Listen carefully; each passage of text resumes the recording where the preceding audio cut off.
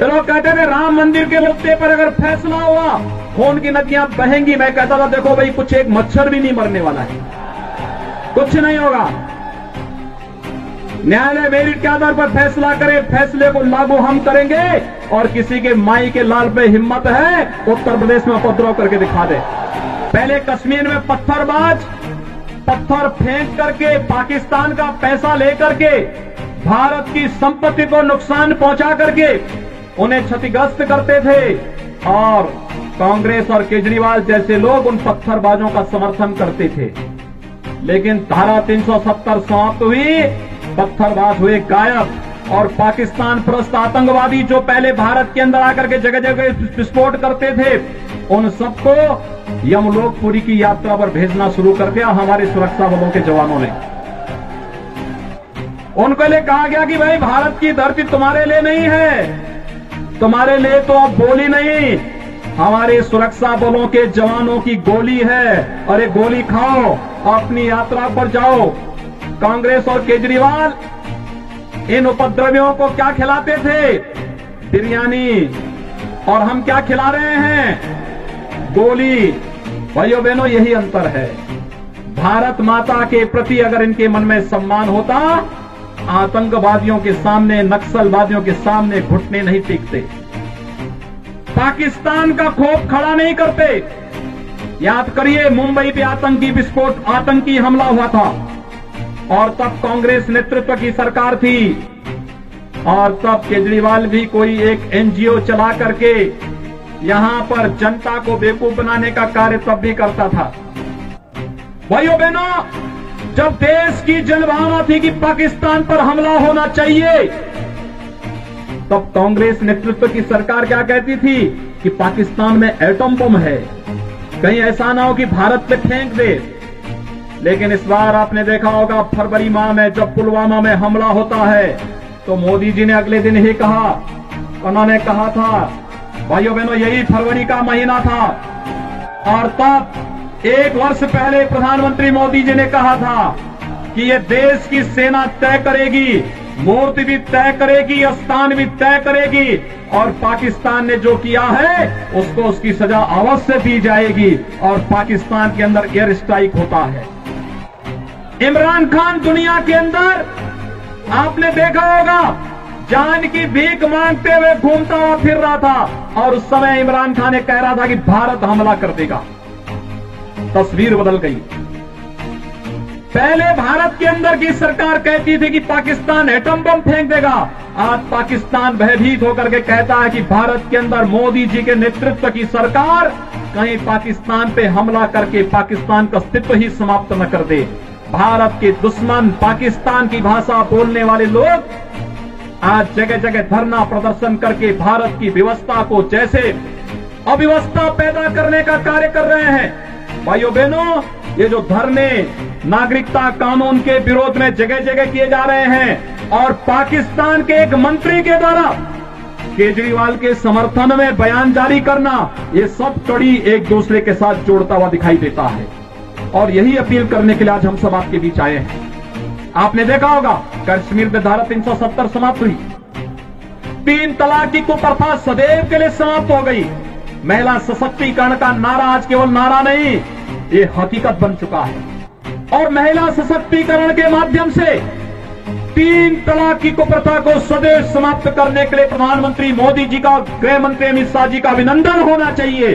और इस अभिनंदन के लिए आज मैं आपके पास आया हूं कि भाइयों बहनों, यही राष्ट्रीय आकांक्षाएं हैं कि देश में आतंकवाद की प्रतीक, अलगाववाद की प्रतीक, भेदभाव के प्रतीक, इस प्रकार के जितने भी कानून हैं जो भारत में अलगाववाद को पैदा करते हो, विभेद को पैदा करते हो, इन सबको समाप्त करने के लिए जो कदम उठाए जा रहे हैं, उन कदमों की अगली श्रृंखला में ये नागरिकता कानून भी है। हम सब जानते हैं, ये तो पाकिस्तान, अफगानिस्तान और बांग्लादेश के हिंदू, सिख, बौद्ध, जैन, पारसी, ईसाई जो वहां पे पीड़ित हैं, प्रताड़ित हैं, उनको नागरिकता देने का कानून है। ये नागरिकता लेने का कानून नहीं। लेकिन इस सब के बावजूद आप देख रहे होंगे, धरना देकर के कैसे भ्रम की स्थिति पैदा करने का प्रयास हो रहा है। ये जानबूझ करके शरारतन देश के माहौल को खराब करने की साजिश का हिस्सा है। जो लोग एक भारत श्रेष्ठ भारत की मोदी जी के इस अभियान का विरोध कर रहे हैं, वही लोग जगह जगह धरना प्रदर्शन करके भारत के खिलाफ वातावरण बनाने का कार्य कर रहे हैं। देश के अंदर अनावश्यक रूप से जनता को गुमराह करने का कार्य कर रहे हैं, और वही लोग हैं जिनके समर्थन में आज पाकिस्तान के मंत्री और पाकिस्तान की सरकार बयान जारी करके अपील कर रही है कि दिल्ली के अंदर मोदी के नेतृत्व में सरकार नहीं आनी चाहिए। उन्हें भय है कि मोदी जी के नेतृत्व की सरकार भारत को दुनिया की महाशक्ति बनाएगी, और भारत को दुनिया की महाशक्ति बनने का मतलब पाकिस्तान का इतिहास से नाम समाप्त होना। ये वही लोग हैं, याद करिए, कांग्रेस नेतृत्व का कांग्रेस का एक नेता, कांग्रेस पार्टी के एक नेता के द्वारा सुप्रीम कोर्ट में यह कहा जाना कि अयोध्या में राम जन्मभूमि का फैसला नहीं होना चाहिए, कांग्रेस के एक नेता ने कहा था ना। और भाइयों बहनों, 500 वर्षों के बाद आप में से जितने भी लोग 35-40 वर्ष के होंगे, वह हर व्यक्ति अयोध्या में राम जन्मभूमि आंदोलन के साथ प्रत्यक्ष और अप्रत्यक्ष रूप से जुड़ा रहा है। जिनकी उम्र कम है, उनके परिवार का कोई न कोई सदस्य किसी न किसी रूप में इस अभियान के साथ जुड़ा रहा है। कांग्रेस जिस मामले को लटकाती थी, क्योंकि कांग्रेस से पहले अंग्रेजों का शासन था, अंग्रेज भी लटकाते थे। उससे पहले मुगलों का शासन था, मुगल कब चाहता कि भारत के अंदर भारत के गौरव की पुनर्स्थापना हो। लेकिन मोदी जी आए, और मोदी जी के आने के दूसरे कार्यकाल में अयोध्या में 500 वर्षों से लटके हुए श्री राम जन्मभूमि से संबंधित मामले का समाधान होता है। आप सबको मैं बधाई देता हूं। अयोध्या में भगवान राम का भव्य मंदिर के निर्माण का मार्ग प्रशस्त हुआ है। अयोध्या में भगवान राम का भव्य मंदिर का निर्माण होने जा रहा है, कोई संदेह किसी को नहीं होना चाहिए। जरा याद करिए, अगर मोदी जी केंद्र में नहीं होते, उत्तर प्रदेश में मोदी जी के आह्वान पर भारतीय जनता पार्टी की सरकार नहीं बनती, तो ये जो धमकी देते थे कि 370 समाप्त करोगे, खून की नदियां बहेंगी, हम कहते थे यार कुछ नहीं होने वाला। तो लोग कहते थे राम मंदिर के मुद्दे पर अगर फैसला हुआ, खून की नदियां बहेंगी। मैं कहता था देखो भाई, कुछ एक मच्छर भी नहीं मरने वाला है, कुछ नहीं होगा। न्यायालय मेरिट के आधार पर फैसला करे, फैसले को लागू हम करेंगे, और किसी के माई के लाल पे हिम्मत है उत्तर प्रदेश में उपद्रव करके दिखा दे।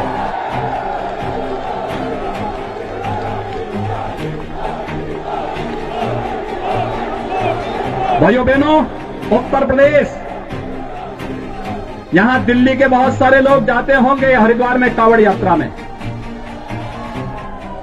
पहले कांवड़ यात्रा में कांग्रेस की सरकार रही हो, कांग्रेस के जितने भी सहयोगी दल है, केजरीवाल के नेतृत्व के जितने भी इनके सहयोगी दल हैं जो इनके लिए वोट मांग रहे हैं, इनकी सरकारें उत्तर प्रदेश में रही हैं।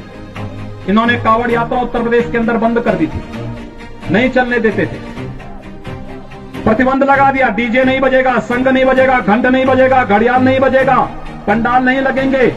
तो जब मेरे पास ये प्रस्ताव आया कि पहले ये होता था, मैंने कहा ये भगवान शिव की भक्तों की यात्रा है, ये 100 यात्रा नहीं है, इसमें सब बजेंगे, इसमें डीजे भी बजेगा, शंख भी बजेगा, घड़ियाल भी बजेगा, नगाड़े भी बजेंगे, और इनके स्वागत की तैयारी जगह जगह करो, और हेलीकॉप्टर से पुष्प वर्षा भी करते जाओ,